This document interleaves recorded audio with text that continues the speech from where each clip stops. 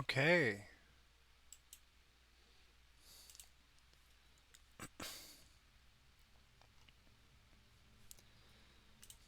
Nice. Alright, so we're back with another session of sculpting. This is again the Grimlock that we're starting out with. Not consecutively, but I've put maybe like 3 days of work into this.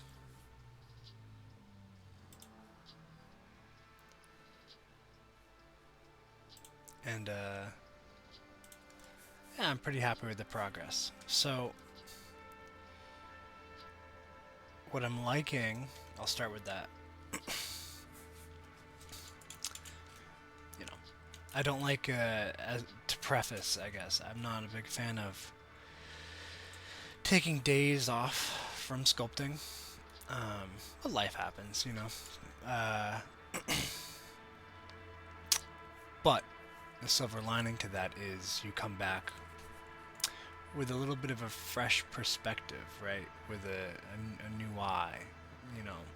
Sometimes when you get lost in your work, you can kind of get lost in it, right? You don't really see things that you might be able to improve upon, and you might not see things that you're doing really well and should continue to do throughout the entire sculpt. So, coming back, fresh set of eyes. I like to go over, like, what am I liking so far, right? So far, I like the pose. I like how hunched over he is. I think it could be improved, though, really simply by, like,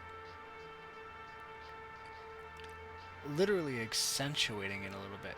So, like, this, it's still like an exaggerated curve, but by flattening out that upper curve a little bit, so it's like this, by doing that, it exaggerates the amount of pressure being exerted onto this point of the back, right? So you can kind of look at that and be like, wow, this is a very contorted creature. I think I took it a little too far. Maybe rein it back a little bit, right? This can kind of come in slightly. Yeah, a little better. Like, this creature's arching its back similar to how a cat would, right? When it feels threatened. But this is a humanoid, so it's doing it in a humanoid fashion. But this is kind of the vibe here. So, I'm liking that.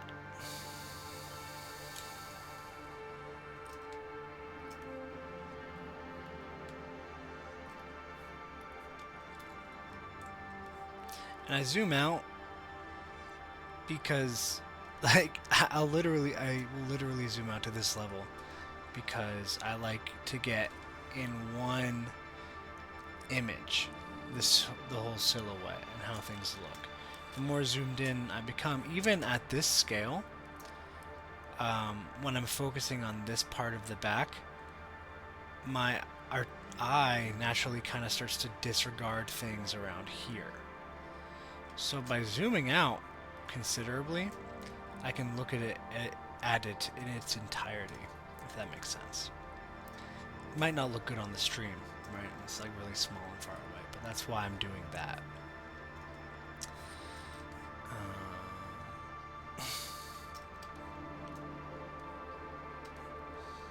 I'm liking it so far. I think the feet could be flat,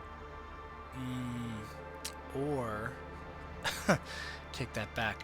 The toes could be curved, not curved, but the toes should be flat on the ground, and the heel could be slightly arched, maybe signifying this is a creature ready to pounce, or is stiff, right? There's not a lot of flexibility in the calves. I hope that music isn't too loud. We'll see how well this does. I'm doing a non-copyright playlist. Again, I think with the YouTube upload, you're not going to be able to hear this, but I really don't know much about how Twitch works. I don't know if just playing it on the live stream will cause it to freak out on me. We'll see. I might switch this music up soon too. I was liking lo-fi earlier, and I'm kind of feeling more fantasy vibes here, so I might break into that. So this is going to curve. The toes are going to kind of flatten out, obviously along their own individual knuckle joints, but a little beyond that is where I'm going to mask. So the joints are here, and I'm going to kind of mask slightly beyond that point. I remember, I know why. I feel like I can't explain it too well in the same way I had it explained to me. Not that I had it personally explained to me. I just remember watching one of those classic art videos that you'd watch, and explained why it makes more sense to have hands bend slightly past where the joints are. I think it has to do with skin fold, or again, I'm not even going to try to guess because I'm just not going to get it right. But I know it looks better, and if it doesn't, well, I know it's been said to look better. I'm actually putting this into practice for the first time since I heard it, so we'll see. I'll be the judge of if it's actually a better way of flattening out feet.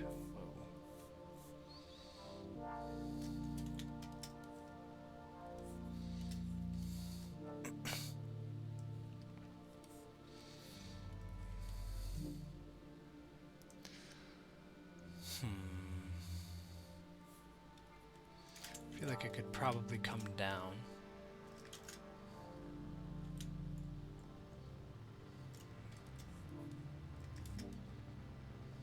You know, that doesn't look all that bad.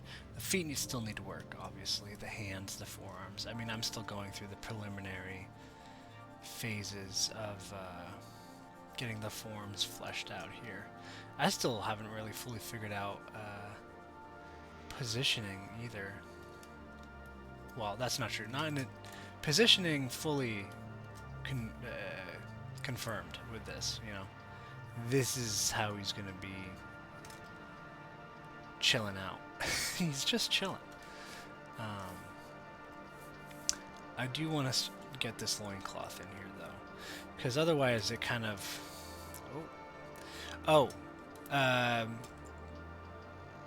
something to note if this happens to you. This happened to me for years. Literally years. And I didn't realize. I thought it was a glitch. I thought Zbrush had a glitch whenever it did this. I would be annoyed. I would save. I would X out of the project. And then come back and it would be solved. Even now, I'm getting annoyed. This annoys the crap out of me. All you have to do, and you'll have to follow my mouse here. If you go... This happens, I noticed, after I hit solo. This would happen. I'd come out of solo, and all of a sudden it's doing this crap.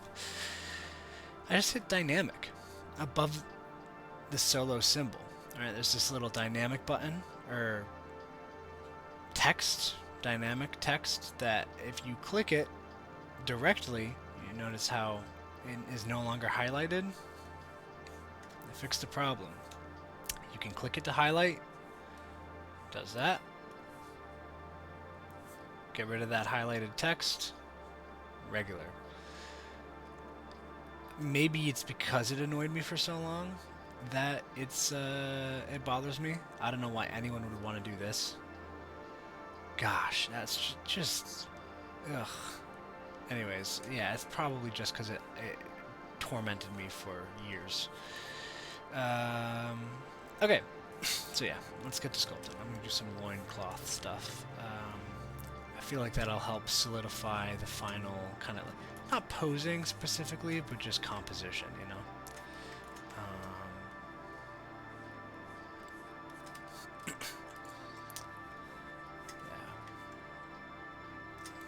my first, I was just thinking about this earlier on my first stream, I really didn't talk a whole lot.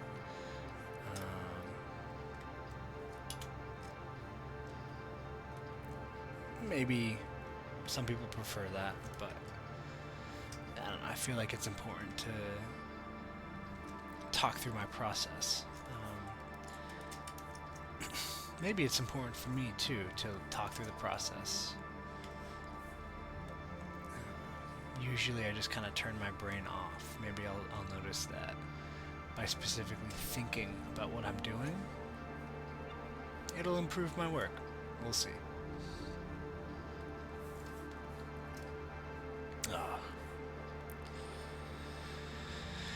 Okay, let's see. It's fine. Just using the basic extract here. So extract, accept, and that creates its own subtool with thickness, which is kind of nice. And then I just come in and I Z-remesh this. Geometry. Keep groups because, I mean, for those of you who know, this is just glossing over something you have done a billion times, but for people who have never done this, keeping groups when you Z-remesh obviously keeps these poly groups here. And it also preserves the edges, and it preserves the location or position of the edge to the best of its ability. It'll also kind of solve for the difference between the two, or between the extremes of the edge, and kind of mellow it out, if you will, almost like a polish. You'll see. Whoa, hopefully that didn't mess anything up. Yeah. So then I'll just go half, half, half. You see how it's smoothing out the form. You go too far, this is what happens. You start to lose the form of your actual object, and then it even starts averaging out it averages what it's already kind of averaged out to become even more extreme and exaggerated in simplicity. So that's not as far as I want it to go. So to smooth it out like this, I'm hitting shift, smoothing, and then I let go of the shift button, and that, again, we're talking about averaging out difference. Instead of depressing the form, it holds its form to the best of its ability and simply averages out the vertice points. Pretty useful. So keeps its form just like that. Pretty cool. And then yeah, now I can play around with it. I'm just gonna hide some subtools.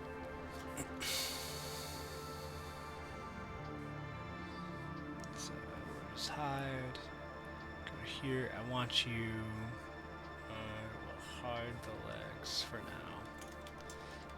And I'm just gonna unmask that. Whoa! Other way. Go there, and then I'm gonna try a new strat for this actually. So usually when I pull with the move brush, I can also use move topology, but it kind of, it deforms, and it can kind of lead to some weird. It can lead to some weirdness in terms of edge flow. Like that ended up fine, but if I wanted to have multiples of these with asymmetry, let's say, and I'm pulling down, first of all, that starts to really exaggerate the angle of certain shapes here. I could kind of go in and try and like delete all the polygroups except one one polygroup here, and then extrude back in, but you see how this is all curved in, it creates weirdness. And it's just not great, you know. I could do a polish, like a deformation polish, and that's not horrible, but again, it's like, it's got this rounded look that it doesn't look like cloth. It's like, it looks like, yeah. So I'm gonna try something new. Maybe it'll work, maybe it doesn't. And this will kind of maybe help keep its edge a little better. So if I go here, and if I'm not mistaken, this is the same, yeah. So I'm gonna come in, and I just masked this face, or this polygroup here. Now what I can do is come in with the move brush, and oh, same problem. Interesting. Well, yeah, that was off the dome. Wasn't sure if that was going to work out too well.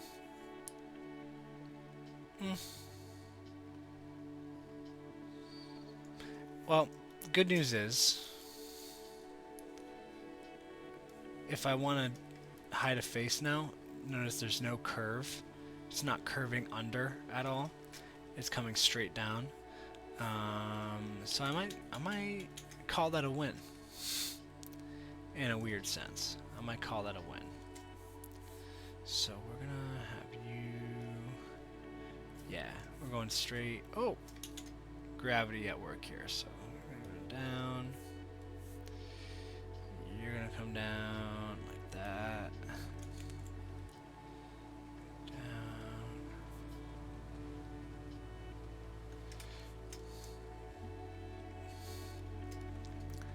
Back doesn't need to be as exaggerated. We'll have that. It's not really the main focus. And it creates some interesting an interesting dichotomy, right? And of course you want the front would be longer if you're wearing a loincloth that kind of hides the family jewels, you know. So there we go. It's kind of a little too soft. Yeah, okay. We have loincloth. So what I'm gonna do now is, this is manipulatable. This is not. So now what I'm going to do is come in and, oh, did that manipulate it? Boom. Average out. Average out. Smoothen out.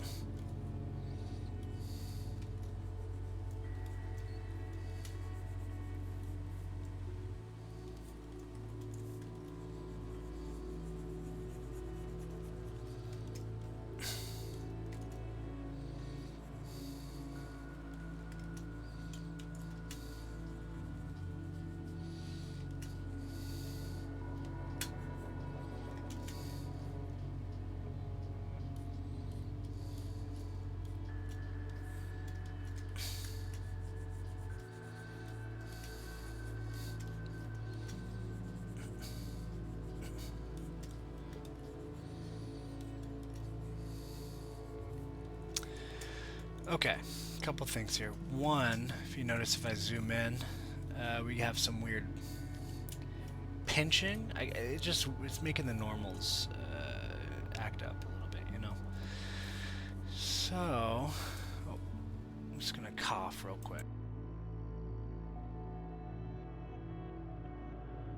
Okay.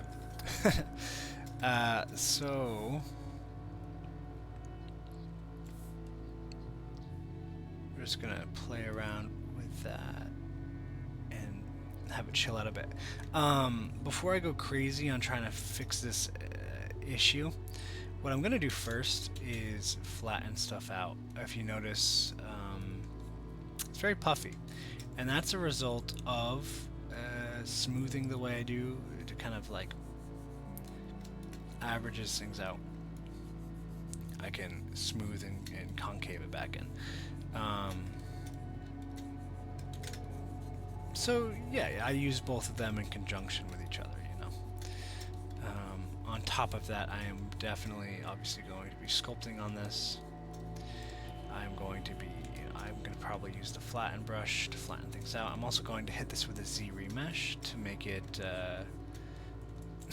more of an easily divisible object, subtool.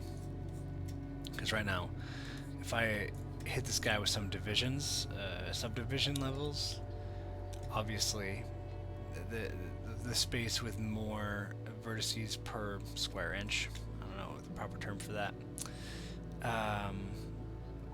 voxel density, is that what gamers like to call it, game developers? I think voxel's a made up word, but either way, anyways, yeah, this would have a severe amount of division levels, well, the same division levels. This would be a lot more dense in vertices and edges and edge loops than this side would be. And so you'd get some crispy lines and shapes and sculpting here, and then it would get a lot more pixelated the further down here I went. So I want to even this out, and the best way to do that is to do another Z remesh.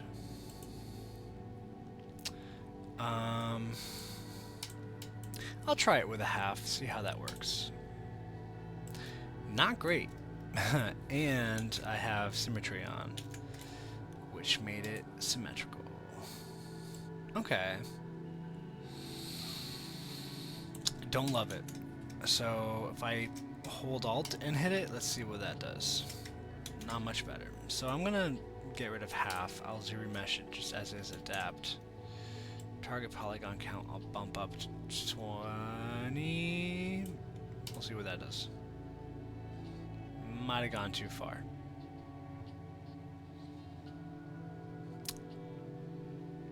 Yeah, went too far.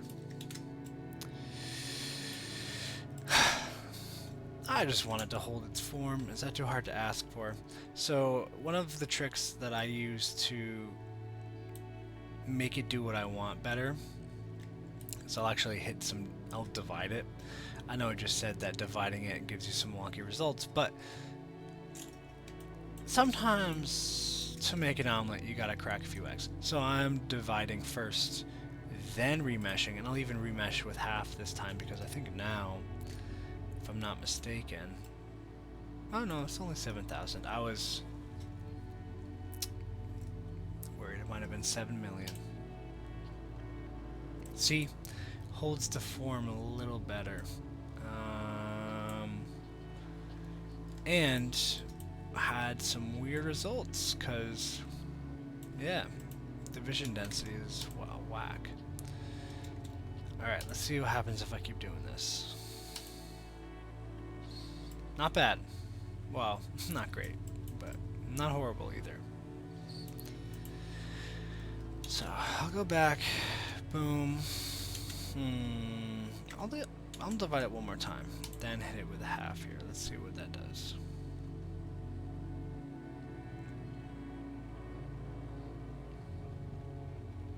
Okay.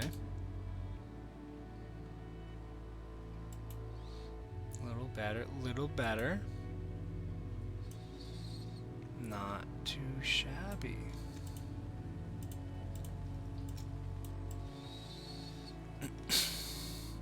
Okay. Now, not too shabby, but some problems. This is entirely too devoid of edges here. And so what I wanted to do when it divides is create edge loops around along the edge of the shape, kind of like in tandem with it, matching it, right? So what I can do is use a brush, curve, where to go? I'll just do BC,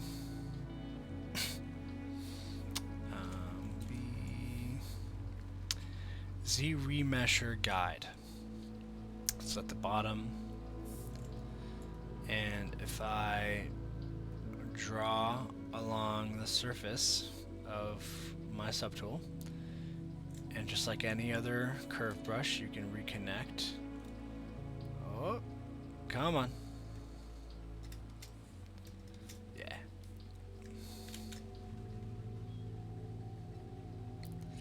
Boom. You can reconnect and drag it all the way around.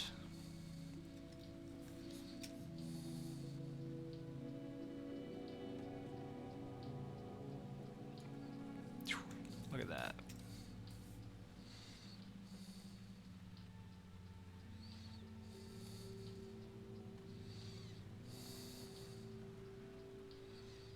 Boom. Now, I believe this is connected, yeah. Now, if I hit Z remesh, theoretically, love playing with those theoreticals, theoretically, it should follow that, yeah. See if now it follows that edge loop pattern that I drew. Too simple. So I'm actually going to hit it with a double. Hopefully that doesn't make it too... Okay. I hit it with a division. Moment of truth. Hit it with a double. Boom. Okay.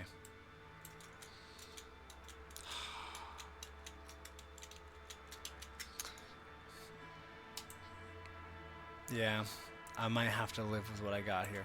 Look at that. Ugh, so nasty. Well, here's what I'm probably going to do. I'm going to get rid of everything behind this surface here.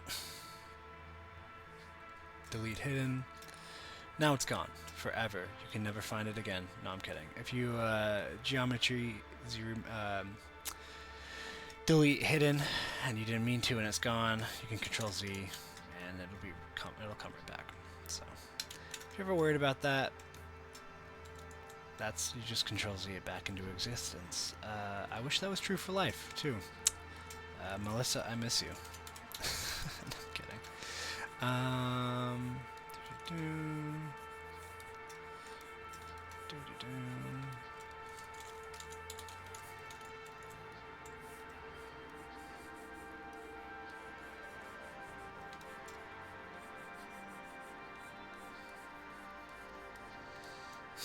Not a fan of that. Yeah, I'm actually gonna... What am I gonna do? Ugh, ew, look at this. Just the way. Not a fan of how all that happened.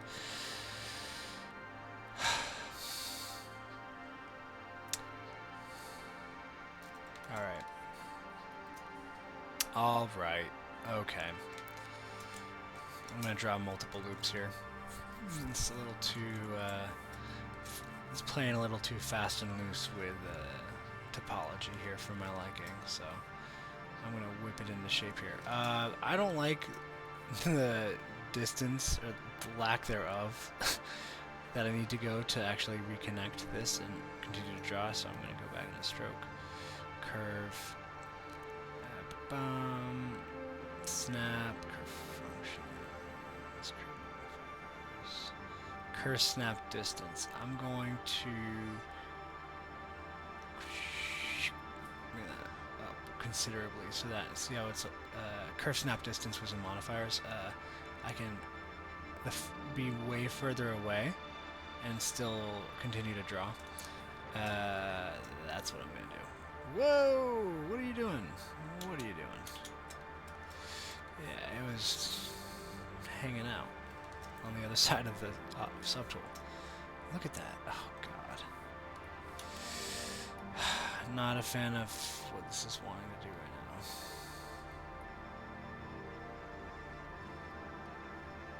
Ugh.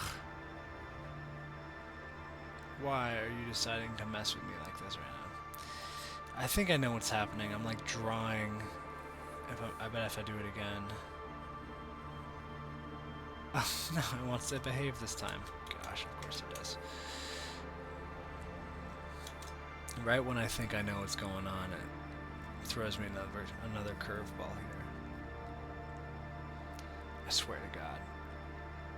I swear to God, Zbrush. Man, I just love this program so much.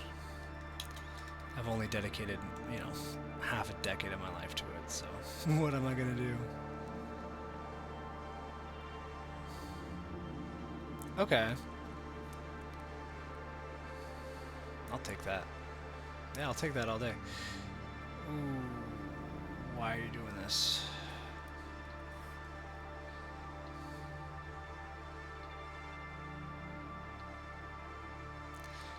Could be projection range that's acting weird.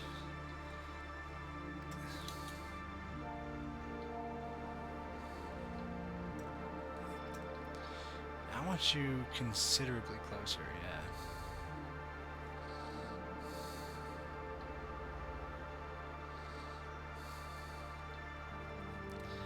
Boom, connected. Okay. So that was just solidifying this lower edge loop flow, or edge flow that I want. Now, another thing, I know this works with other curved brushes. I've never actually tried this with the Curve Z Remesh Guide, but it is a curved brush technically. So if I drag off and hit, yeah. So if I drag, click, and drag, and then hit Shift, let me be more specific. Click on the subtool, drag off the subtool. I still have, you know, my stylus on the drawing tablet. Now hit Shift. Boom. Now you have a perfect, well, not perfect, but you have a ellipse that goes around the length of the subtool. And by moving, again, I'm not letting go, because once I let go, it's going to confirm this input. By moving it up and down and whatever, I'm adjusting the angle. Now, what if you weren't exactly in the position you wanted to be in, or your pivot point's a little lower or higher from where you want to go? Well, continue to hold Shift. Now press down spacebar. You can drag it down. You can drag it up too, but I want to drag it down a little bit. Okay, now the order of operations is let go of spacebar, readjust. Once you're done there, let go of Shift. Oh, I apologize. No, don't let go of Shift. Lift up your stylus. Boom, look at that. A perfect, pretty ellipse. I would say that's pretty good.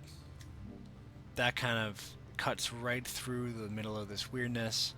Hopefully it'll understand what I want it to do. Alright, let's focus up right on the problem area and let's see how well this works. I'll just let it do what it wants. Look at that. Oh, so pretty. I'm a fan. I'm not a fan of that. What the hell? Do I have... Oh my goodness. Oh my goodness. I did not even delete what I wanted to delete. Okay. Delete hidden. Boom. Alright, maybe that's why it was acting weird earlier. Okay.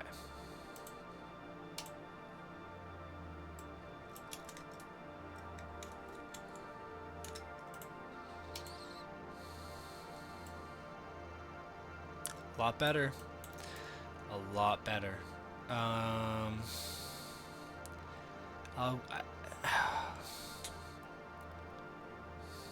Do I even want to deal with this?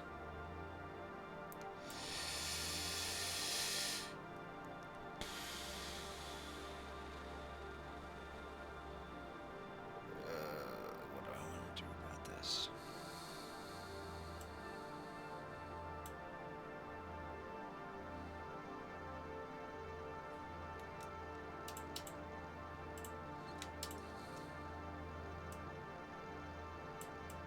Yep, that's what I'm going to do about it.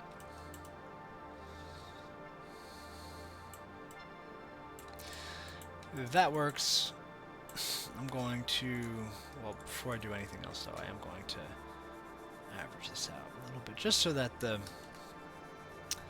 polygons are a little more similar in size here. Nice. Now what I'm going to do is I'm going to simply, I mean, you know, sometimes you just got to redo things.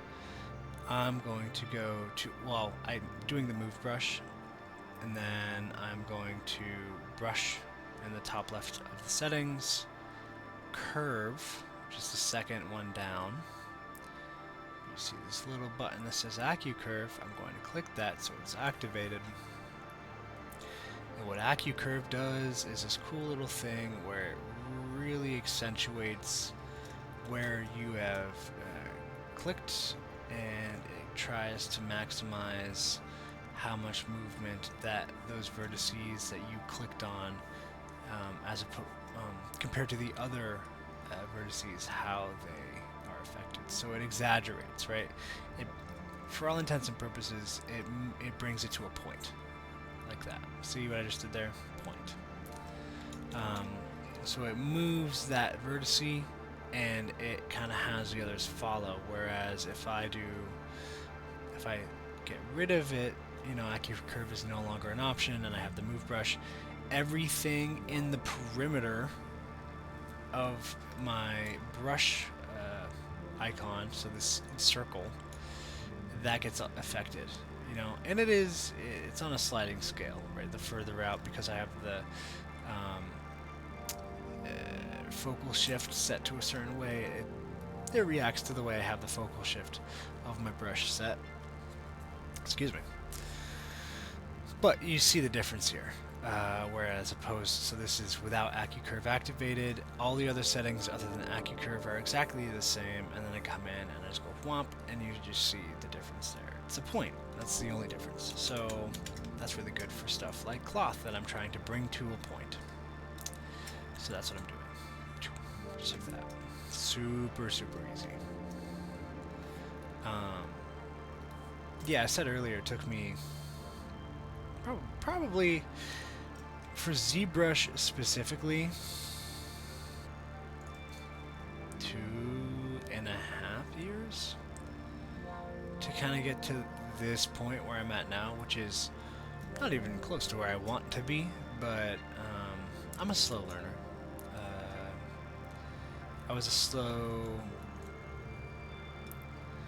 I definitely was a late bloomer in terms of artistic, I don't want to say ability. I'm kind of a believer that the ability to do something is always there. It's always been there. In anyone, not just like myself. Not like I'm a special case. This goes for everyone. It comes down to kind of unlocking it, I guess, like an ability in a video game, maybe. I think deep down, it's always been there, and it's not that you as much create it. You can. This might sound crazy, but I definitely believe that you kind of find it. I don't know how else to describe it. It's my own personal belief. We all have different ones. You definitely learn. I mean, learning is part of finding, in my opinion. So, like I had, if I didn't have the ability, I wouldn't be doing it now. You know, I don't think it's something you gain. I think it's something you develop and find. But, you know, maybe that makes no sense. Anyways, I had already developed like a foundation in artistic understanding, so form, line, light, shadow, all that stuff. And originally I wanted to be a comic book artist or a tattoo artist. I still wouldn't rule those things out, but I discovered Zbrush sculpting, character creation, I just completely fell in love with that, man. It was all encompassing. So that's kind of what I decided that, you know, the rest of my life is going to be doing that. Oh, see, I still have AccuCurve. Whew. Sorry, I'm tired. So yeah. If you're watching this and you're just starting out, you know, find comfort in knowing that it's just going to take some time. And why I say find comfort, it's easier said than done. But if you can find comfort in like the resolution of understanding that, right? There's like, in a sense, some closure to the wondering of how long is this going to take. The answer is a while. Not simply because you need to become a better artist in order to do this. More so, I would say, because there are a lot of pipeline. There's a lot of pipeline understanding that you should have that take a while to develop, you know, especially if you've never really, you're going straight from like drawing on pencil and paper, or only drawing and using Photoshop, or maybe you're only familiar with Maya, which is, you know, for those who don't know, like a 3D modeling software that's fully usually focuses on like geometric design and just general computer-aided design. Really good for retopologizing things that you bring from Zbrush. So if I were to want to first of all, I would not retopologize this guy. If I was making him into a character, this would not be the model I use to retopologize, mainly because you would want them posed in like a T pose or an A pose, for many reasons that I don't feel like going into. But yeah, that's what I would usually use. I believe my subscription is no longer valid for Maya, so if I ever get into making a character for film or game, well, for film I could probably use ZBrush to retopo, but for a game, you know, Maya or maybe Blender, technically you could do it in ZBrush. I feel like it's not made best for that though. Either way, probably have to learn some like Blender retopology. You know, retopology is retopology, so like the principles behind that isn't lost on me, right? But you know, similar to how I had to learn ZBrush, it's just a software you have to learn. So I've been getting into some Blender stuff lately and learning how to like render in it for fun. And okay, I think it's time I extrude these faces in, so I can have it lay up flat against the skin here. So, get just set up just so I'm ready. Okay. Face, extrude, all. Yeah, polygroup all will work. Now, when I do this, kind of the front-facing side disappeared, and you can actually see the underside, the back end of it right now. You're still looking at it technically; it's just invisible to this at this angle. I don't extrude outward; I'm extruding inward, right? And I can kind of judge how thick I'm doing it based on this edge here. This is the extrusion depth, you know, visually represented right here. Just this edge, if you're looking for a reference. If you're extruding in, because it does this. You got to, after, unless this is the desired look, which I doubt about it, you just hit double on display properties. Nope, I'm sorry. Double does hitting double, you know, you can see both sides without transparency now. However, this is just visual representation only. It's not actually flipping the normals of your faces here, which is a mistake I made many times. So you don't hit double, you would want to hit flip. This is a permanent, it modified the normals, and the way we visually see is visually represented here. So that's what you hit. Flip, not double. Double is great if you're just trying to see. I don't know why you wouldn't just hit flip, to be honest. The only reasons I did is because I thought the double button was the flip, did what flip does, if that makes any sense. And I was wrong so many times. So yeah, what I'm going to do now is hit this with a flatten. And because I have back facing mask not selected, I would imagine, yeah. So I'm flattening the other side as well, right? Yeah, I think I'm affecting that too.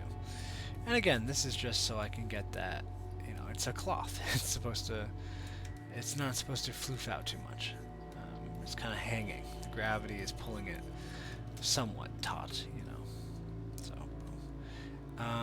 all this means is the hips are a little too wide for my liking. So, where I've been previously just moving the cloth, I'm just going to move the hips in a little bit. I don't have AccuCurve selected. I'm just going to drag them in, just like that. And I don't think it's really going to affect the overall silhouette here.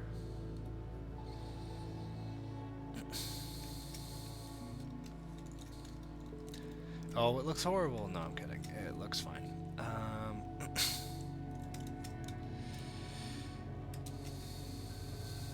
Yeah, this looks fine. I will be moving this in further though, so... And I do have, you'll notice, it's an asymmetrical subtool. However, I'm using symmetry to modify it. I'm okay doing that because the top is still symmetrical. The bottom is not. And I might do this a couple times, to be honest. Because I don't know if you noticed, but this edge has been severely compressed, right? So to solve that, I can simply do the same process again. I'm sure there's another solution also, but I just don't want to find it right now, because this has been working for me, this pipeline. So geometry, modify topology, delete hidden, just like that. It's gone forever. What I am going to do first is go to display property. Okay, you know what? I lied. I do know why people hit double. It's for this purpose exactly. I hit double, I can see the back side of this form here, and that'll help me pull it in closer to the other subtool, like the waist. So I reminded myself just now why people even do this. The shadow of the backdrop is actually messing with me right now, so I'm just going to go just like that. And bring this in a little bit. Bring this in a little bit. Bring that in a little bit. Look at that. Now what I can do, well, I'm getting ahead of myself. I'm going to bring that in. I'm going to hide the arms. Back to this, bring that in, which might no, there we go, okay, nice. So now, I could probably hit it with a deformation polish. Now, well, polish, there's so many different ways you can polish. And I'd be lying if I said I fully understood how each of them what exactly each of them do mathematically, well, I would be lying if I said I knew completely what anything here does mathematically. But other than polish by groups, which is utilizes the polygroups that you've made to polish your subtool. I believe that if I do polish by features, it will preserve the edges. I could be really wrong about this right now, but let's see. Yeah, I was wrong. However, not a bad polish. I actually like that. I'm going to keep that. Now, what if I do polish crisp edges? Yeah, so it's actually tightening up the edge loop density on the outsides. Not a horrible idea, especially if I'm trying to preserve that. So if I go to polish now, yeah, it's, you know what?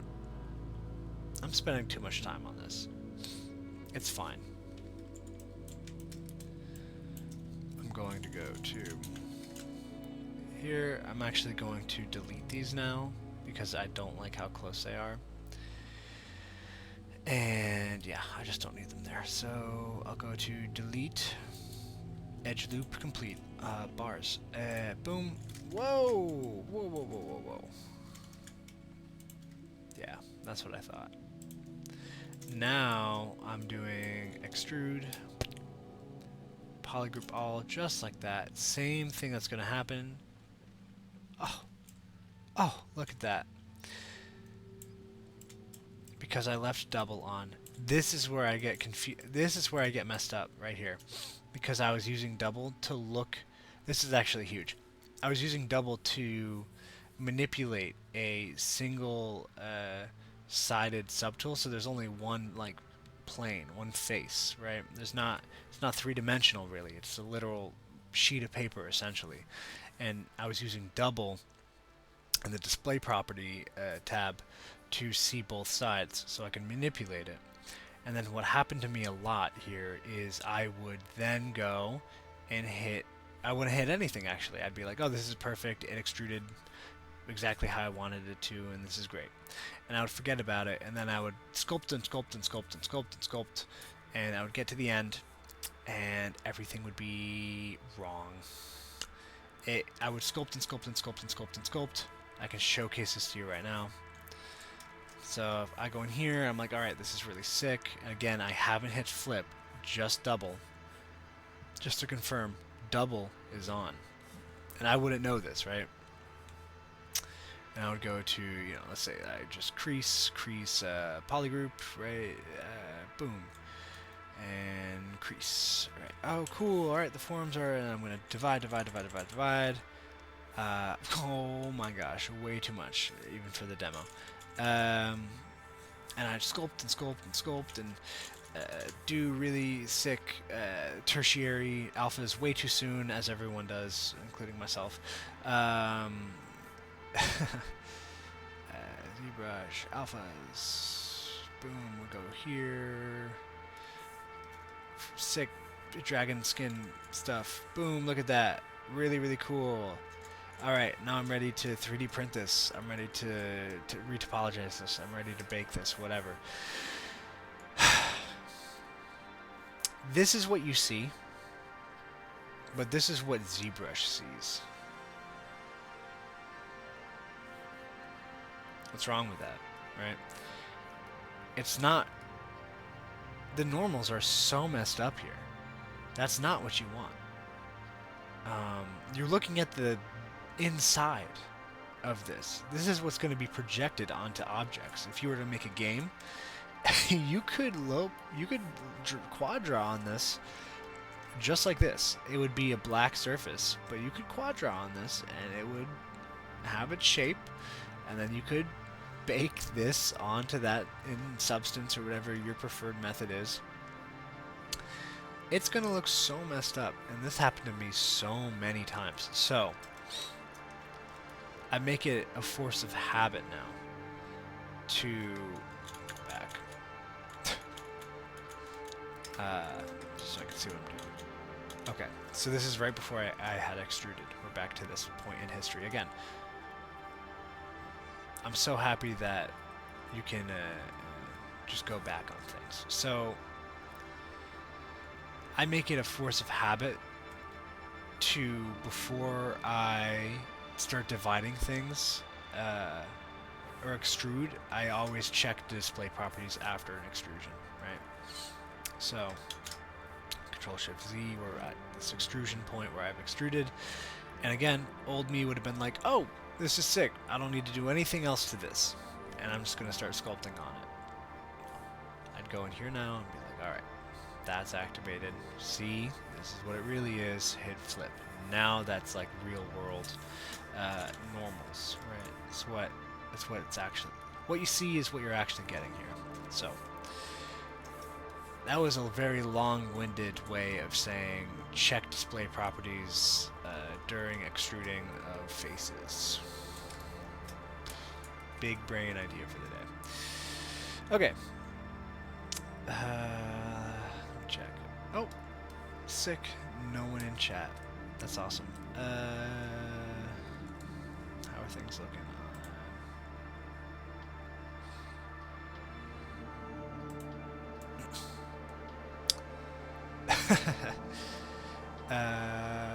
56 minutes.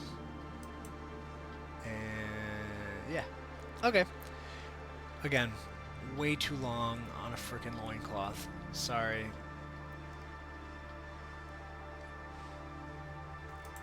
Let's just get to some sculpting here.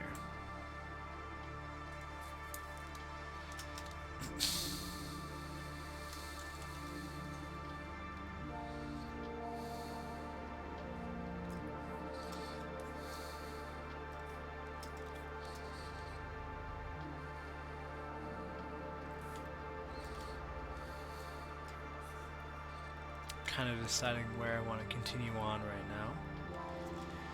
Loincloth is good enough for now. It kind of gives me that, you know, like visual. Okay, he's got a loincloth. What I am going to do here, though, first, before I fully move on, is that doesn't look good. So you want, you know, something like that, right? Like this is.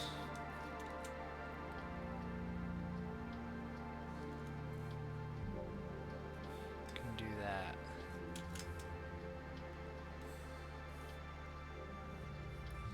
I think this is really going to help add to the...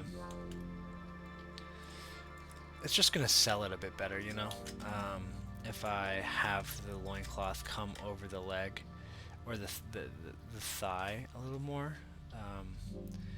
You know, it's just going to be a little added extra realism in how clothing kind of folds around the body, you know? Why aren't you... Hold on a second, I'm just going to do this. Yeah.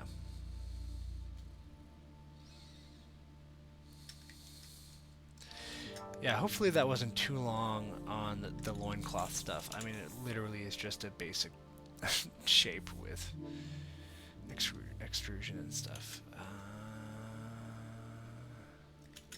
Let's just do this. We're going to come up with it. Sick.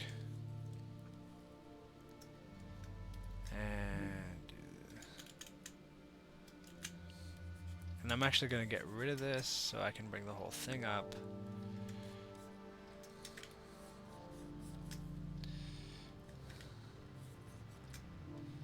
Just like that. And then at a certain point, you kind of have to just bank on them not being able to see what else is going on here. So got that coming down. Yeah. Again, kind of banking on them not seeing everything that's going to happen here.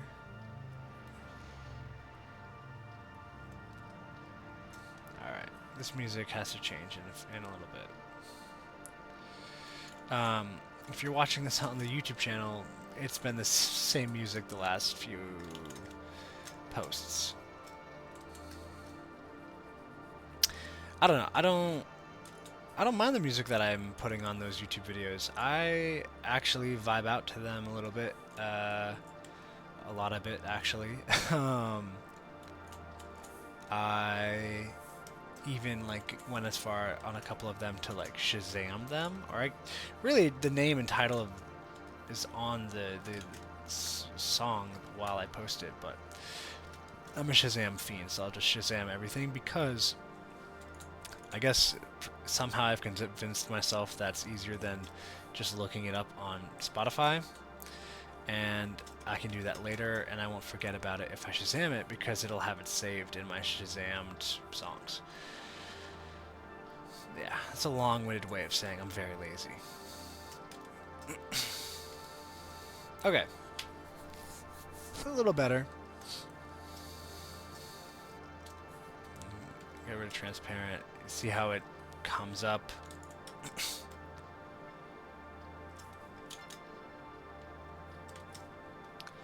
Sick.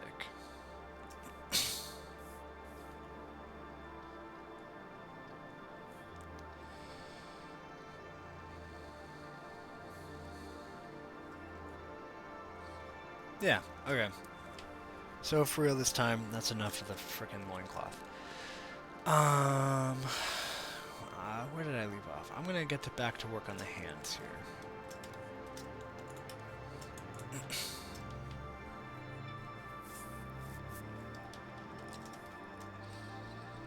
here. Oh, so what I just did there, I feel like... So if I'm zoomed in on an object and I'm trying to move it around, sometimes might get the angle you want, right? Clicking and dragging. And sometimes it just gets weird. Like, where is it going? Right? Why is it doing that? It's because the pivot point is set way... Well, it's not the pivot point of the gizmo. It's like the pivot point of the viewer. It's like not where you'd want it. So it's like right here, right? It's the same thing, I'm sorry. So to change it, I'm just going to hold Alt and then tap on anything, any part of the subtool. Now the new visual pivot point is right there. So if I hit W, this is why I said it's not quite the gizmo, because that's where the gizmo is, but that was where the pivot point just was for the visual, like moving it around in space, right? But now if I go back, now that I've activated the gizmo, the pivot point is there. Does that make sense? So I've got the gizmo here. This is where it's pivoting around. However, if I hide the gizmo, well, this also works with the gizmo activated. You'll see it visually represented right now. Boom. Now the new pivot point is there. All right. Alt, tap, boom. On that wrist, Alt, tap, boom. On that wrist. Well, what if you get rid of the gizmo? Or hitting Q to just you're not getting rid of it. You're hiding it. Pivot point is on this wrist here. I can hold Alt and tap on anything. I'm going to do the middle finger on the other side of the hand, and now that is the new pivot point, that middle finger. Okay, but if I hit W again to go to gizmo mode, I haven't moved the position of the gizmo because gizmo wasn't visually activated. So now that I've visually activated gizmo again, that is now once again the new pivot point. And if I hide it, it is going to remain the new pivot point. Okay, so that is pivot points for you guys. Boom. Okay, so actually sculpting some stuff now. Finally, we're an hour in. I usually do clay buildup, BCB, on the keypad. I take my focal shift and bring it up so that the smaller circle on the inside is smaller, and I bring my intensity down to like 14, 15, 11, whatever, in that low teens, upper tens area. And I sculpt, and I like how, so this, it's almost like the standard brush, right? So I do a line of the clay buildup, and then I just do BST for standard. Whoa, I had, for demo purposes, I had it on a drag. And do that. Not a huge difference, however, it is different on how it builds up. So I just did standard, right? And if I'm just like playing around, that's kind of how it builds up. But if I do BCB, right, it is a little more angular in some of the trails that it leaves. This is very tubular, it's almost like inflating it. This is still, it's a little more aggressive. It's different in subtle ways that I prefer, for lack of a better description. So I have a reference, and I'll actually bring it up so you guys can see what I'm looking at.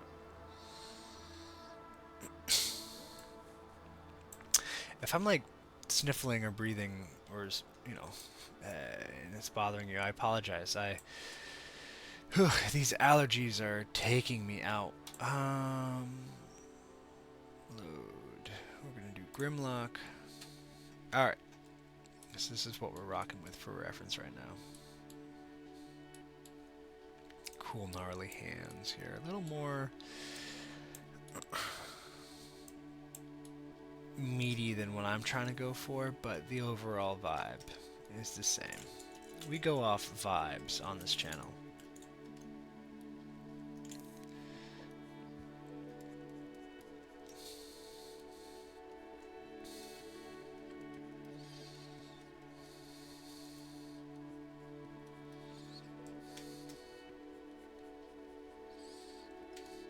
Starting with the knuckles here.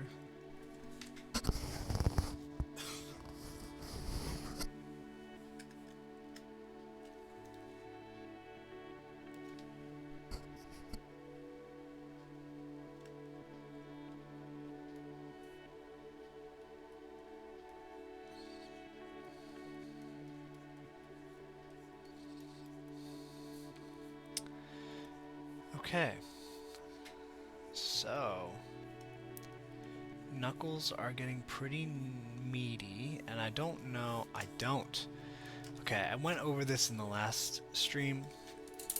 This is something I'm really bad at, is forgetting that when symmetry is activated and when it's not. So, clearly, it's only on this side. Well, it's on either side, really. But there's no symmetry going on, and I have a tendency to usually work on the right side of an object first. Don't ask me why. It could be because I'm right-handed. Maybe that's easier for me somehow. Maybe it's subconscious. Beats me. I do it though, and I often have to do this, where I have to mirror. Now I can't just hit modify topology, mirror and weld, because it's taking the left side, which is where the problems arise with how I like to work, and it mirrors that over to the right side. There's probably a way I could fix that. I haven't looked into it ever, because there's a really easy solution that works for me, where I just go mirror, so I mirror the side, then I go back to geometry, and I mirror and weld. I should honestly make a macro for it at this point with the amount of times I do this. You know what? Screw it. I'm going to do it right now. So, making a macro, because what? We're doing informational sculpting. I'll go back. And back. So, I'm going to go to... A macro essentially stores... I'm going to turn the music down even further to make sure you can hear me. So, a macro stores an order of operations in terms of commands that you put into, and commands just mean buttons you press in Zbrush. That includes brush strokes and camera angle changes, so don't really mess with the screen or the subtool with a brush at all when you do this. We can go to macro, new macro, boom. Would you like to reinitialize Zbrush now? And whenever this script is executed, you hit no. I don't know why you'd ever hit yes to that. I don't know what would require that. And so now that I hit no, anything I click will be stored because all these buttons in computer terms are just a bunch of code and commands, so it stores the order of operations of commands you or the buttons you press, and once you hit done, it saves it, and you can just make it into a little button, and you press that button and it does all those things in the order in which you pressed them. And this will probably save me time, so I already hit macro. I'm going to go down to deformation, just like I did. I'm going to hit mirror, so now it's flipped what I've sculpted onto the left-hand side. I go to geometry and modify topology, mirror and weld. Boom, just like that. Now it's done what I want. So I'm going to go back to macro. I'm going to hit end macro. Now you see here, I already have a cube remesh macro made. I'm just going to do deform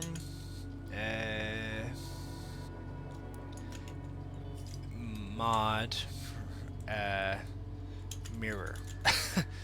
That I'll understand what that means. The image contains material index embedded within each pixel. I hit no.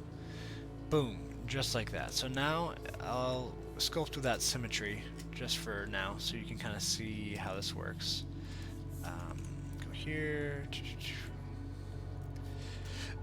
Let's see. Add some more indentation. All sculpting is it's just adding and subtracting form. I mean, there's more to it than that. I'm simplifying it, but sometimes, like, I would be tempted when I started making hands to just add on to the form I had already created, but sometimes, you know, you can sculpt into that form to make a, so instead of sculpting on top to make the tendons more pronounced on the back side of the hand, I sculpted inwards, because it's like, well, what if the tendons are actually, this is as high up as they go, and the skin around it kind of sinks inwards, right? So, just playing around with that. Okay, so clear difference between that and that.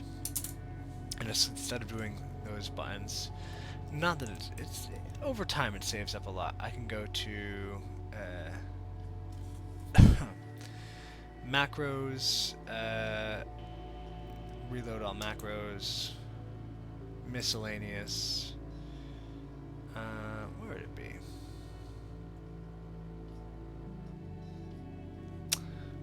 Oh. Yeah, too much effort to figure out in a video.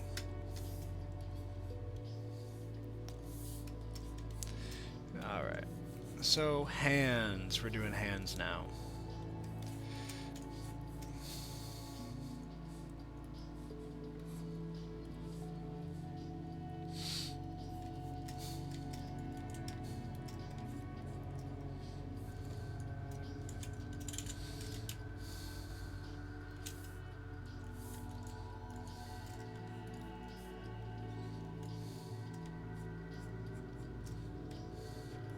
Same deal as earlier. I'm kind of sculpting in rather than sculpting on top. Something I often would mistakenly do is I would sculpt on, thinking that would create the... But then it's like it deforms, right? Trying to keep the form. So sculpting in sometimes is actually the answer rather than sculpting on, or sculpting out, if that makes any sense. And I work slow. I'm definitely not the fastest or the most skilled yet.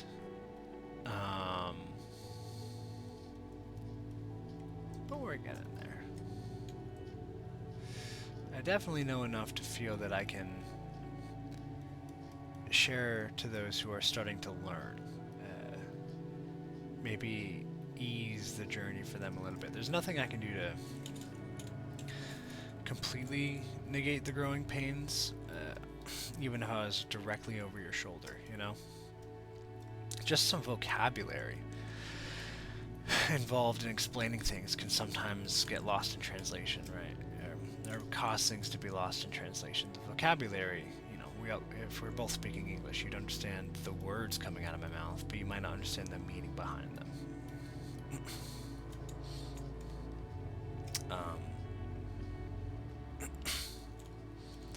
But the mark of a good teacher is being able to explain something in many different ways until your students understand. Or they fail.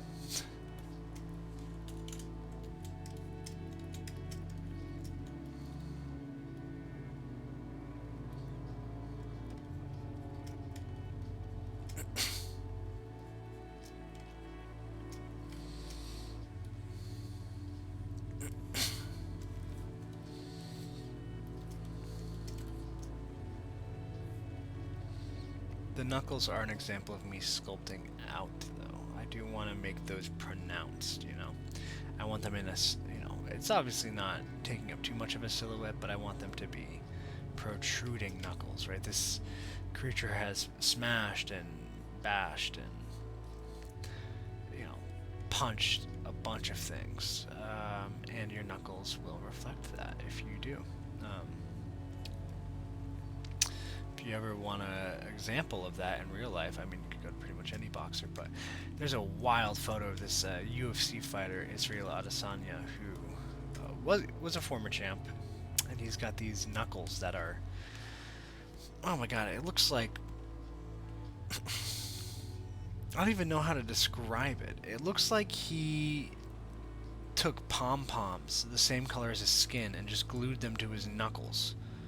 Because it's just so, they're so protruded. It's because he's just punched so many things and so many times. Pretty crazy stuff to see. Looks like if you were an artist and you were drawing knuckles like that, like your art teacher would be like, "What are you doing? Knuckles don't look like that." And you'd have to say, "Yes, they do. Look at this photo." And he would say, "Oh my God, what is that on that dude's hands?" That's how crazy they are. Similar story. My knuckles aren't that crazy, but I'm pretty, not obsessed. It's not like my whole life, but I'm pretty into like weightlifting. Not to an extreme. I'm definitely not trying to compete or anything, but it's been something that I've, you know, for many reasons feel it's important to keep on top of. So I would, I've been lifting for a while, so I've, you know, not trying to toot my own horn, but an okay amount of muscle definition, right? And the point of this is, I'm just beating around the bush here. The point of this is, I was creating a character during one of my classes when I was in college, and my professor comes around and he goes, "Why'd you draw the bicep like that?" And I had the bicep was hanging down, and if you imagine this is hanging on the arm, and yeah, just like this, it kind of came out a little bit where just,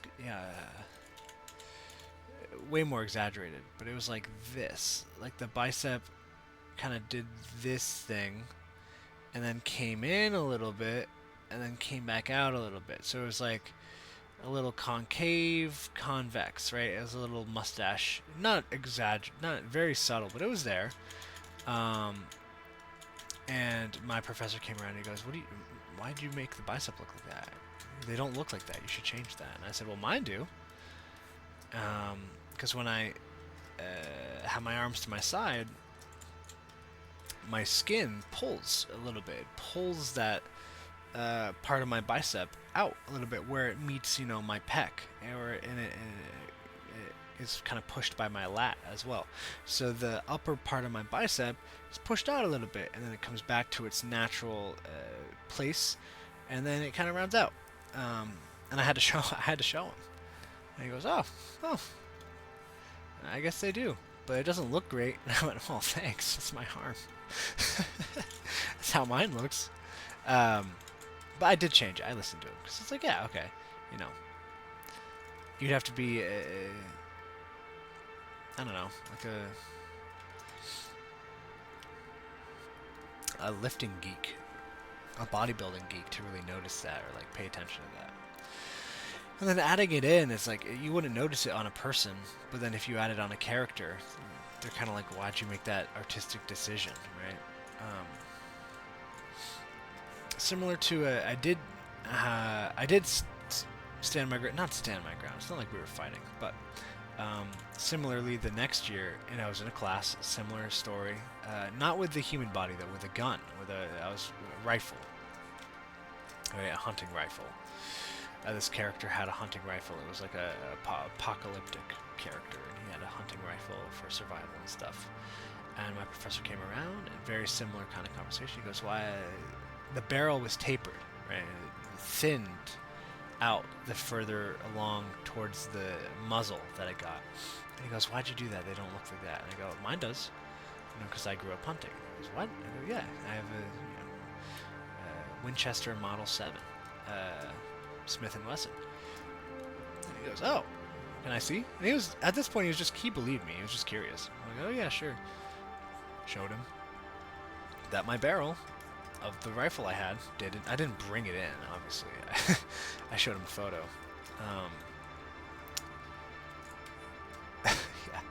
Yeah, I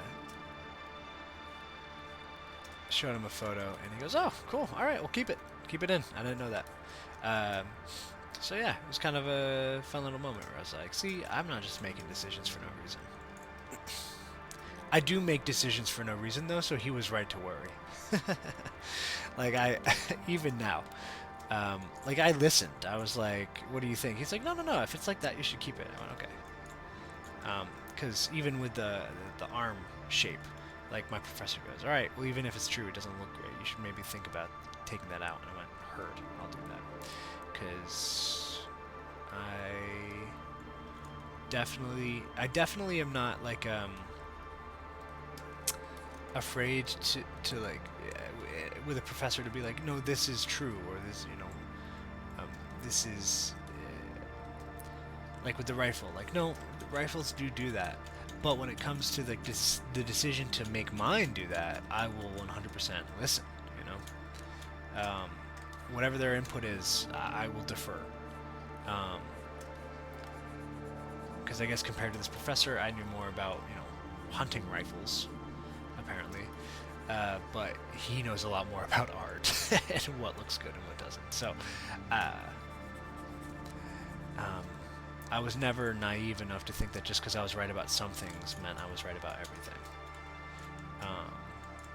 And it was never really like an argument. Those are like the two examples out of the hundreds of hours I had with professors where I was like, "No, this is actually like correct what I was doing."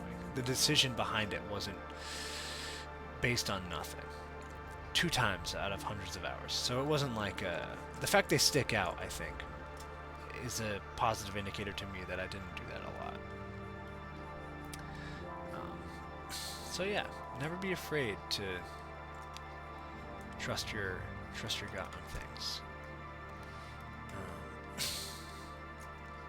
Yeah, so I've been once again rocking without symmetry.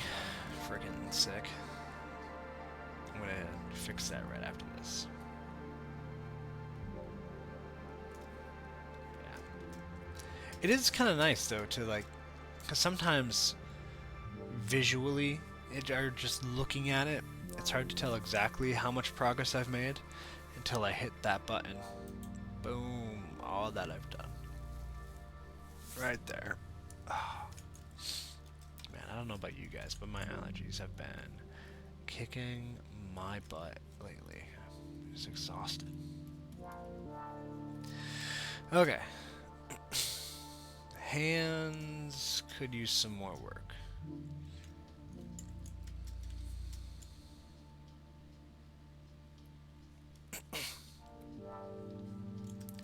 So, a couple things here. One, the pads of my hands, they look like frogs. Frog pads, so they could come in a little bit. At this point, the bottom, so this was meant for like a 3D print, right? The bottoms of the hands are going to be hidden. However, I wanted there to be an option where like you print the base and the character separate, so you could potentially look underneath. And at the very least, I don't want it to be so flared out it affects how it looks like from the top, if that makes sense. So this kind of distance. Oh my gosh. Once again, working in asymmetry. Alright. Let's see. Yapping and yeah. Oh jeez. Yeah. Chit chat to myself while I work is throwing me off. X. Symmetry. Let's frickin' go. Finally.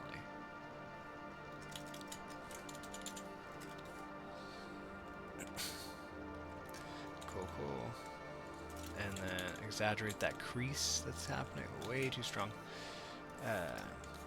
When the hand folds, crumples in, right? You have these wrinkles in the wrist, so I'm going to add those in. Let's see, just like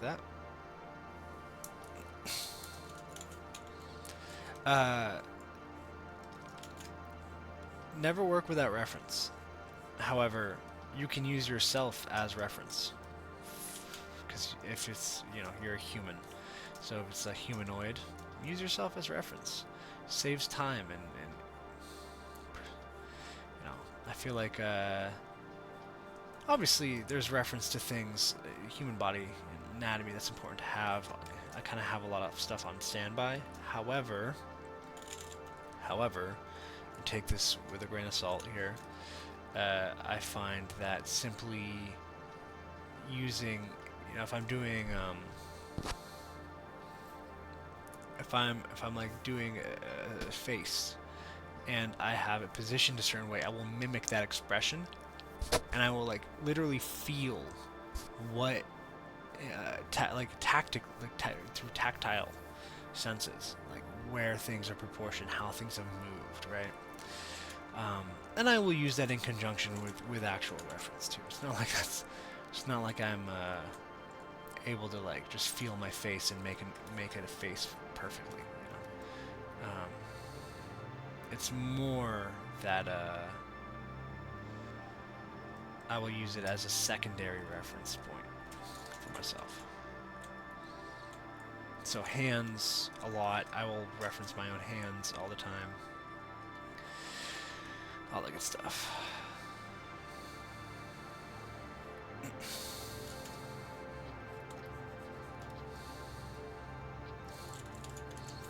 Yeah, these forearms need a lot of work too, especially with how like wonky they are still.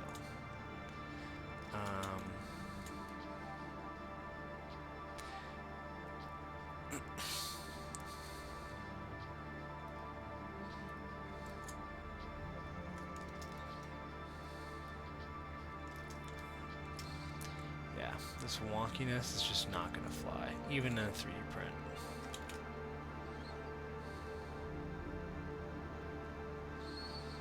This is one of those instances where, like, thinking back on the pipeline and like how I made this, might have been a better idea to do some primitives first and then divide it in, right?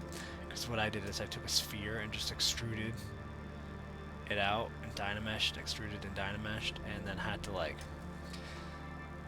push the forms into place rather than stretch a tube, bend it in like a very procedural way, duplicate it, extend it, taper it, then divide so it's just like very uniform shape, and then sculpt on it.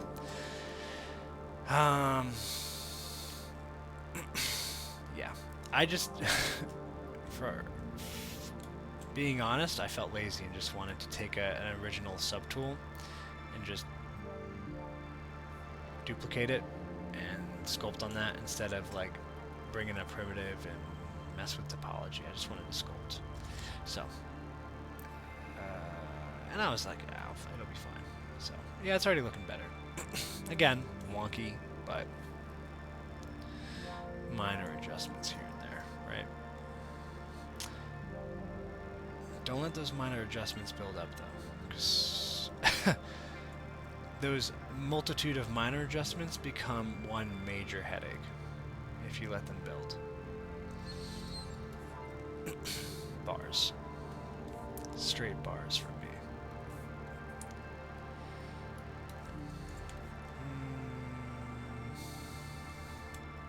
Yeah, so if you look at the density of the topology here, it's like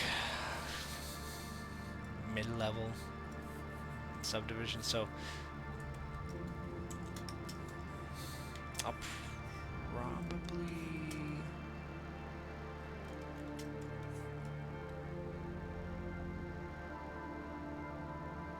yeah, I'm going to sculpt the face and then probably call it a day.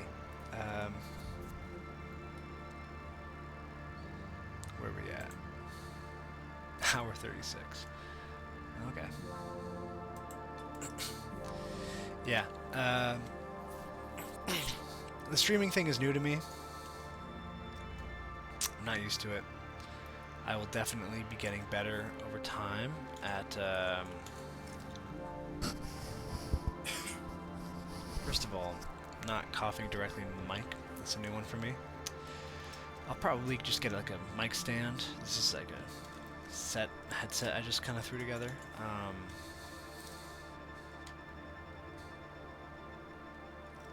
I'll also get better at explaining things while I work and not letting it take up a lot of time. I will be getting better at sculpting, obviously. Okay. It's Dynamesh now. So now you look at the density. So what I had to do is sculpt on it while I was out of Dynamesh mode, and then raise the resolution, and then hit Dynamesh again. For some reason, it doesn't like it if you have Dynamesh. You gotta like do it in that order. And so what I'm gonna do now is also, because it's Dynamesh to a point where it preserved the pixelation even though it's at a higher resolution. So it's taking that, it's like, oh, you wanted to pixelate everything, even the geometric little pixels needs to be preserved. So it's like good at doing that, but it's really simple. I'm going to hit it with a layer and activate a layer. I'm going to bring my draw size to a pretty extreme level. I'll keep symmetry on, why not? Intensity, we can bring to like 2, and then smooth this out. Okay? Now, you see it's like no pixelation, but I've lost some of that transitional detail in form. Okay? So now I'm just going to, well, first of all, what I can do is adjust the last, which not a lot of people know about, but I use it quite often, and I will do that, and I like that, and then I'll stop recording, and then I'll do one final, like, smooth it out even further. So this re-exaggerates things, which is not what I want. Smooth it out. Yeah, good enough. Hit it with a bake all. Sick. Cool. So, I always like ending on a face if I'm doing multiple parts of it at once. Yeah, so we're rocking with like a golem-y kind of guy, like I said earlier. I usually reference other 3D models because the best way to describe it, and I'm not a programmer really, but to think about it in programming terms, like, oftentimes when I think about this, I think about it as how would I explain this to someone who, if I explain this to someone who doesn't know computers at all, I would say that you could think about looking at reference as like it's like you're like looking at inspiration, artistic decisions people have made, right, and how have they achieved a goal, a look that you're trying to mimic, right? And then if I were to explain a reference to someone who knows a lot about computers, or maybe understands the world differently, right? I think it's important to be able to explain things in different ways. Just hit this with a quick quick save. Is going nuts right now. I would say that you could think about every single artistic endeavor as like a problem posed, right? Like a question, like a query if you're a programmer, and then you could say our art is how we as humans solve that problem. And looking at reference could be a way of seeing how other people have solved that problem. It's, you know, two different ways to explain the same thing. Very important. Make sure you do it. I like looking at other people's reference because other people's art, right? I'm sure this was sculpted in Zbrush or maybe Blender. Or I would be surprised if it was sculpted anywhere else. And you're like, all right, this guy wanted to make legs. How did they? That's like make legs is the problem. How did they make the legs? Or they were like, I want to make legs. What did they do to make the legs look cool? What decisions did they make? All the good stuff. I really like the skin stretching here. So I'm gonna like look at that while I sculpt in the face. So obviously this face is a very stretched out one, so we're going to have a lot of stretch lines, stretch marks. Not stretch marks, stretch lines. I'm gonna come up just like that, and this I'm going to have, this part of the lip is going to stretch all the way down. And now we're reaching a point where the inside of the mouth is actually going to kind of take over here. So, just defining where the lips end and the actual mouth begins. Now, I need to actually sculpt this in. Yeah. Because this is the upper jaw and it wraps in and around. This is like a muscle here, and then the lower jaw is actually like that. So this, all this should be sculpted in a little bit to imply a change in structure.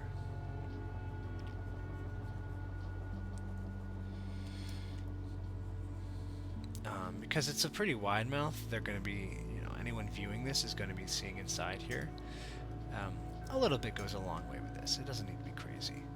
But just imply, you know,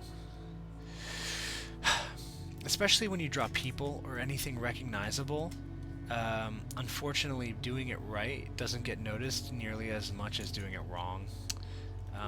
So you want to make sure you at least don't do it so wrong that it's egregious, right? Unless that's the goal. It all comes down to what your goals are. Yeah, see, they're barely even going to notice that. But will know. Will notice.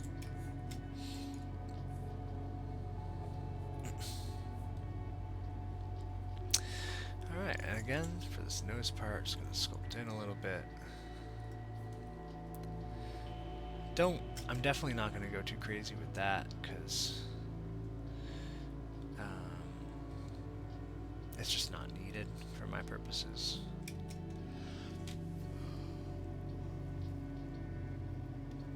Whew, sorry, I'm very tired today. I am going to hit it with a quick little flat in here, and I might, yeah.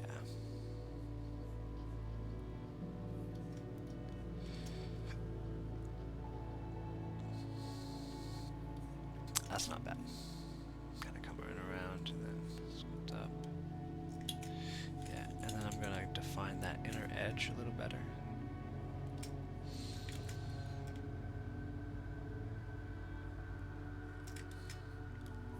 Sick. Okay. And then so this is like maybe he ripped his own nose off so he can eat it, or maybe it got ripped off in a battle, or maybe this is just how, maybe he was just born this way, right? Not all of us grew up with Maybelline, dude. Okay.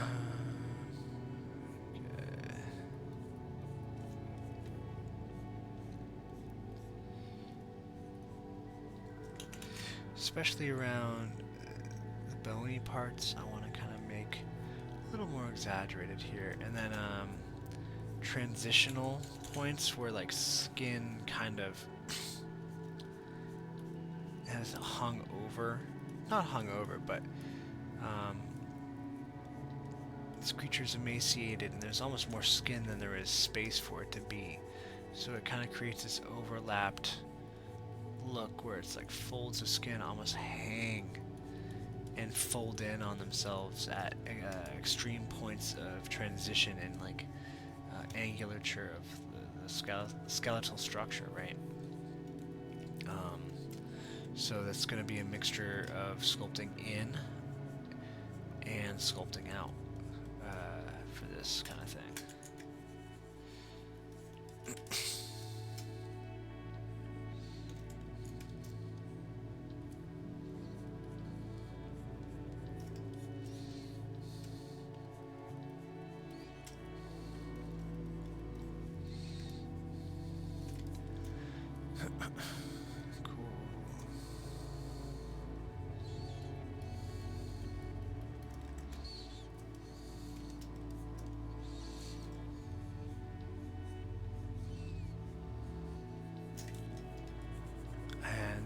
The skin is so thin you can also kind of see where the muscle sinew is, but it's also tight, so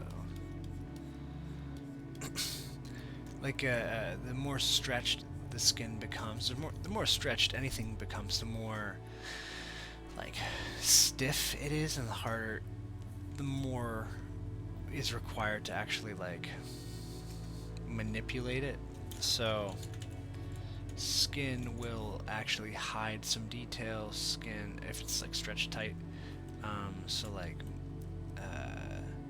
certain parts that would be defined are just covered by a strip of taut skin.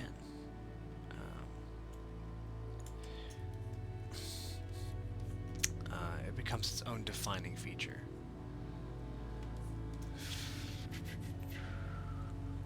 Okay, now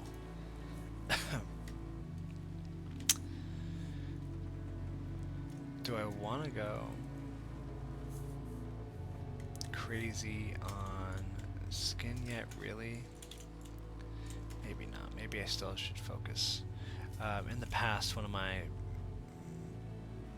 struggles as an artist is getting too deep in the weeds too soon. You know, there's things I could do before I start getting into skin texture and detail and scarring and creases, extreme creases and things of that nature. You know, there's still things I can do. Let's play around with ears for a second. Pointed goblin ear? Pretty generic. Not too interesting. Big earlobe. Weird. Not sure what's going on. Okay. What about just not a human ear? So, what if we do like something like that? More confusing than anything else. So, let's try one more thing. And then I might just leave it for now. I think this might work. Visually work. You know, I know the process is going to achieve what I want it to. Just I'm thinking visually right now. Boom. Okay. And then we're going to go inflate and then that. So I just thinned out the ear. And then what I'm going to do is go just like that. And you see I don't have the pivot point centered in between the two because it would suck them in. What I actually have going on is it's centered right on the surface. Make the ear a lot smaller. Oh, I need to unmask a part here.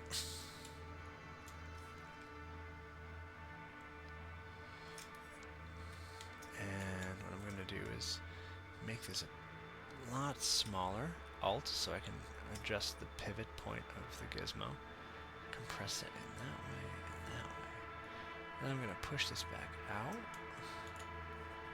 Small ears. What do we think about that? Pivot that way. Bring it up. I kind of like it. Really small ears. Well, but would that make sense, you know? Because they're like, they don't have eyes. I think I'm gonna... Well, what if I do the opposite here? Bigger ears. Move it in. Okay, and then... Oh, you know what? Now I go with like a little... And then I bring this point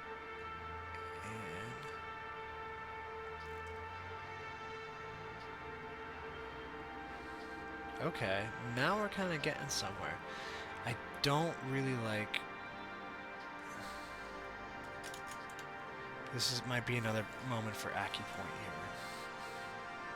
Or, excuse me, acucurve. Yeah. And it's, you know, we're getting some weird deformation stuff going on. I'll just inflate it in a second. Screw it. I'll inflate it right now, just to avoid as much as possible. And here.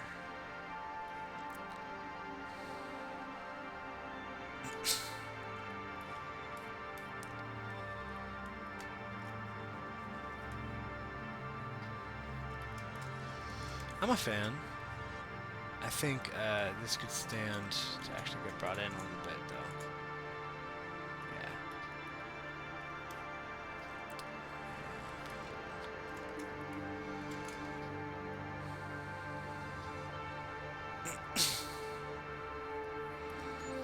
And I'm going to now take this point and do that. And bring the lobe up. Yeah. Now we're getting somewhere.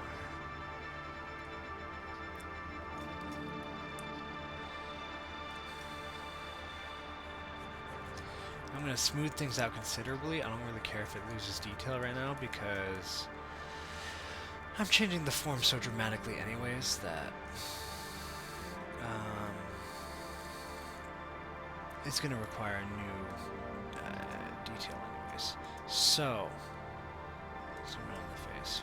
What? Something's off, right? That's apparent enough. What I might do, it might just be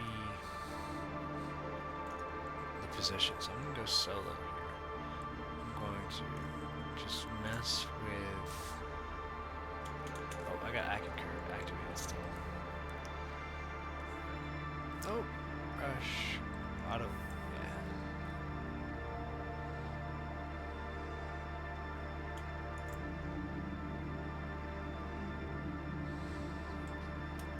Yeah, so right now, what's really important to me is that this silhouette doesn't look too weird, right? So on top of hiding other subtools, I'm going to hit this with a select lasso. I'm going to cough again. Yeah, man, my allergies have just been destroying me. So I've got like that post-nasal drip stuff going on. Not too fun. Okay, so that could stand. What if this came?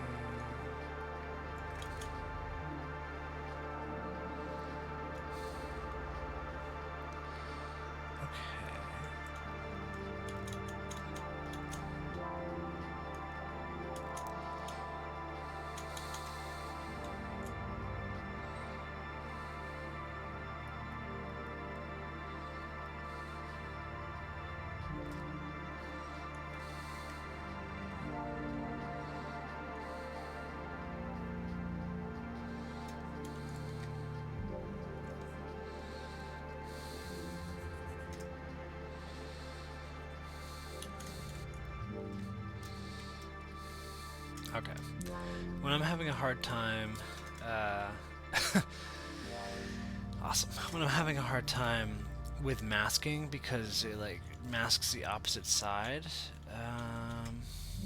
I usually go to selection, like a selection tool, and I'll start cutting things away from the selection that I don't want.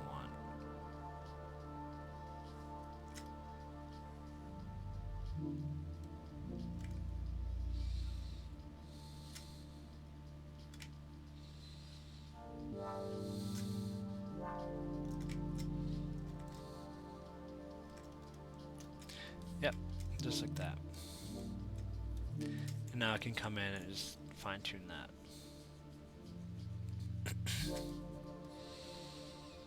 Cool.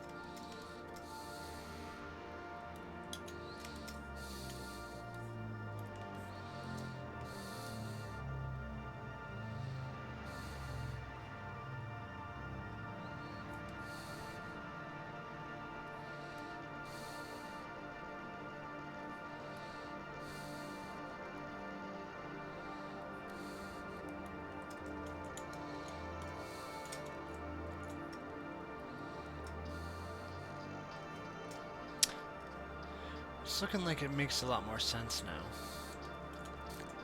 Push this out.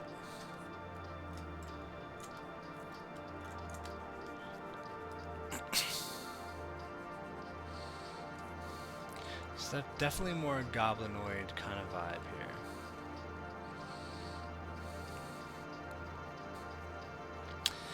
But if we're doing something that kind of makes sense, at least physiologically, you would imagine that a creature with no eyes would have big ears, or at least maybe a big nose, you know?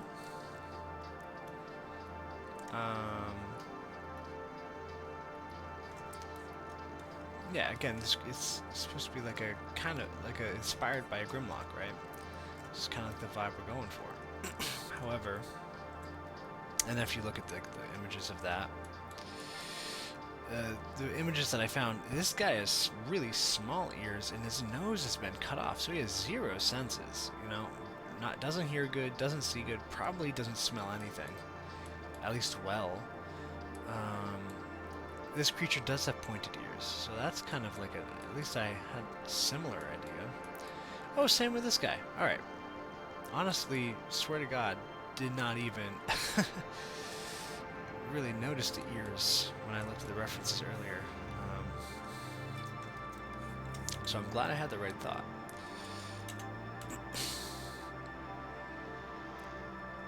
And ears have like weird knobs in places, and I'm sure there's reasons to them, but I don't need to know the reasons to knobs and cartilage spots. And I just need to make it look like I know. Alright.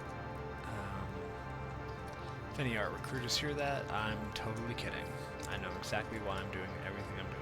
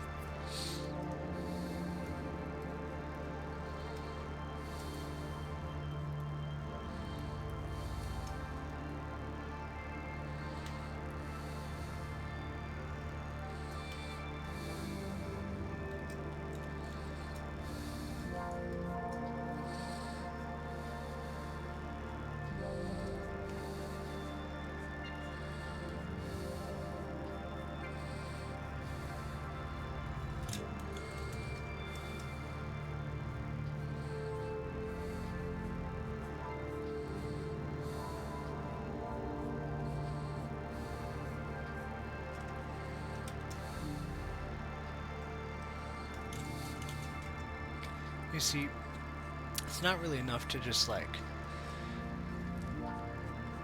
use damp standard to create lines. You have to then sculpt the the surface, right? So like if I'm using damp standard right now to create this indentation line here, you can't, that's not enough. You have to then sculpt that space in between two lines, right? Stretching something out also makes it thinner, and by thinning it out, it's not like you're getting rid of molecules or mass, it's scrunching it together. So there's going to be, it's going to have to come, you know, it's going to have to bulge a little bit. It's going to be rolling, right? Yeah.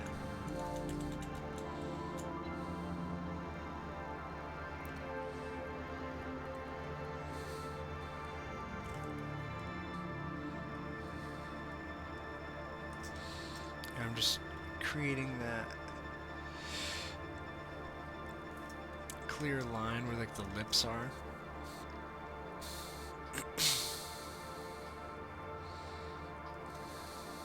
And then in this instance, the bottom lip is actually kind of rolled in a little bit.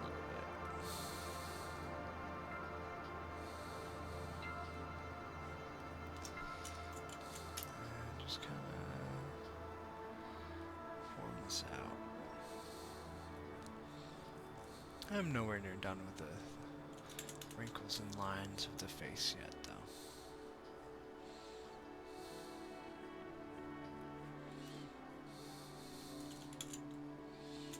I'm gonna leave this whole space kind of unwrinkled. This like triangle shape that I've created, I'm gonna like imagine that as maybe even just like a fatty spot where there's like some, you know, thicker skin or some, you know, tissue, you know, that's kind of just been squished in this way, stretched out. It kind of bulges out a little bit. You want to have balance and density of line and form and all that. You know, you can't just have everything have lines everywhere. Everything is wrinkled, everything is stretched, everything is, you know. You have to have some, I see a lot of this with some sculpts. Maybe it's what the industry is demanding right now. I really, who knows what the industry, like, the professional industry wants. I don't think they even know. But a lot of like busyness, which maybe is appealing to a lot of people. To me, I feel like it doesn't lead the eye well when there's a lot of stuff going on. You kind of want there to be a balance, you know? You want there to be, I stand to raise the intensity up a bit. You want there to be some interesting stuff going on some places, and then some really simple stuff going on different places, and kind of like a nice medley between the two. And it can't just be crazy noise. You have to lead the eye, even with 3D art, you know? Things have to be a little, you know, visually pleasing. I don't know how to, you gotta look at that, it's just like easy to look at, you know? Like it can't be hard to, your art should not be hard to look at ever. Unless it's supposed to be like there's supposed to be shock value, you know? Alright. I'm changing this music out. I'm getting pretty sick of it. So let's do this.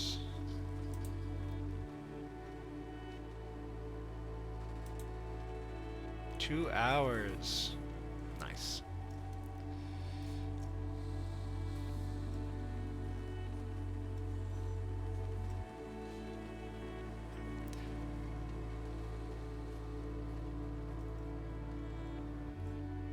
I'm doing some parallel lines here. Something I really like about the clay buildup brush is it creates these little additional texture lines as you work. And something I'm really big on, I learned this probably my first Zbrush class, not the first day, but in my first class where we covered Zbrush. If you make a line and there's form there, right, and you want to add to the line, I guess, right, it's not enough to just do this. You have to then sculpt the other way to create softness, right? Go over where you'd started. It creates a nice, especially on organic forms, it creates nice layering, right? So now you have this main form, and by going over it again, you have these interesting like variations in the thickness and size. And then of course you want, unless it's specifically supposed to be a sharp transition, you kind of like can soften it out. So yeah, I play around with that kind of principle a lot. Parallel and intersecting lines. Yeah. So this is like an instance of where I'm going to kind of rest the, oh, that's okay. Rest the eye a little bit, so I'm not going to have crazy, very chill, probably in the middle, smooth it out a little bit. So like, little where that form ends, it kind of kicks back in intensity slightly, and then where it ends up here again kicks back into intensity, but it's like implying that this is a tighter, it's like more spread out here. It's more flat surface, so it's kind of evening itself out. Or I'm so wrong and this just looks horrible to someone. Who knows? I never know. I just do I do what I've been taught, and what feels right based on what I've been taught.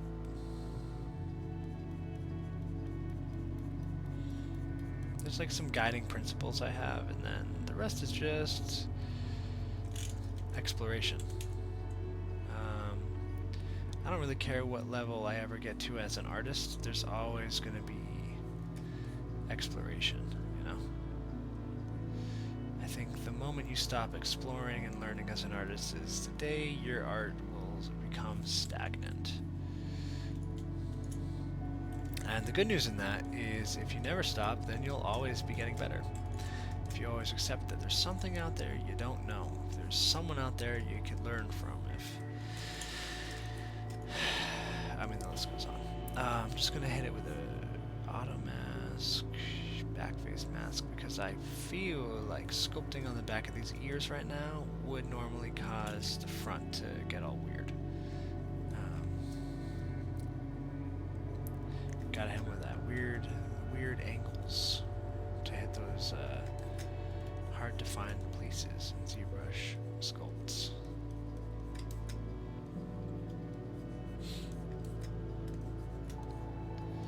Nice. Okay.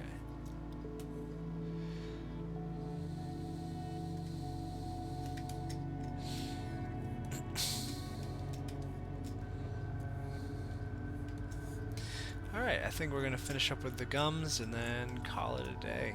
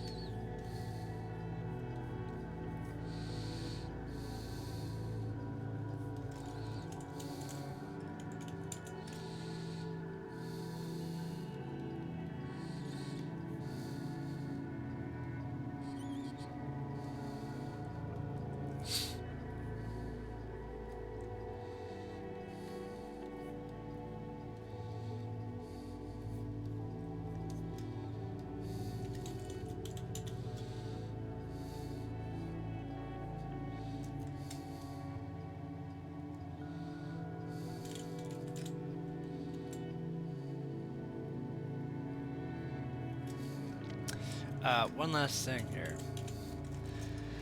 Lips. The planes of the lip. I took like probably a week straight to kind of really understand. Like, I mean, a week straight. So, and I don't stop, you know, I'm always looking at reference and practicing stuff. But, I mean, when I say a week straight, I mean, I spent an entire week only on studying the form of a lip. And just to learn this specifically, the point of the lip, I don't know names. I'll never really remember the names of parts of the body, but this part of the lip, kind of, the edge of it comes down and then it folds back up to here, and then this part kind of caves in. So you end up with an edge on the bottom and an edge on the top, and then it comes under. Gosh, I wish I could explain it better. But it's not just one flat plane, the bottom and top lip. There's like top lip right here, bottom lip, and then right in the middle here, this third plane that kind of appears, right? You gotta have it kind of fade in. And that is the middle part of this lip where it kind of conjoins. And when the lip is closed, it's a little more rounded out and softer. But I'm just I'm adding it to see if it even makes sense to have in here. With the lips as stretched as they are, I don't know if it'd even be visible. You know, maybe it would kind of negate that. I'll leave it in for now. I feel like this is a readable lip right now, so.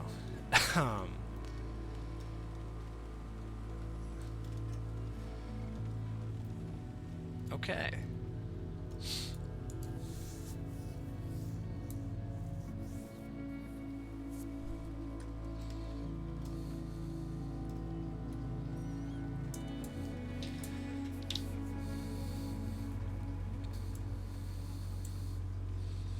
Okay, 6. So, this was session 2 of the Grimlock.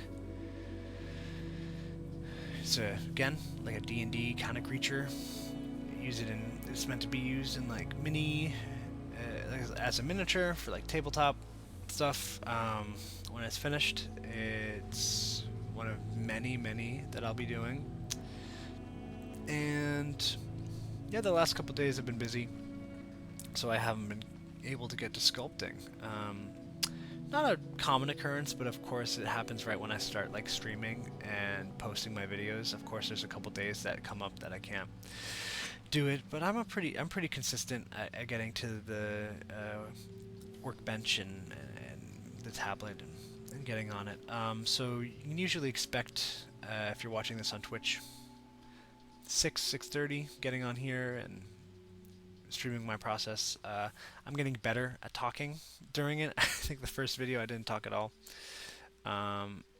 It's not for lack of enjoying the sound of my own voice. It's mostly I have to get used to talking while I'm working, and specifically talking to no one while I work, because I'm just talking to the camera. But yeah, hopefully some of this was useful, some of this was helpful. Yeah, if you're interested in any of this process, feel free. If you're watching on YouTube, I think you can do it on Twitch. Leave a comment, question, whatever.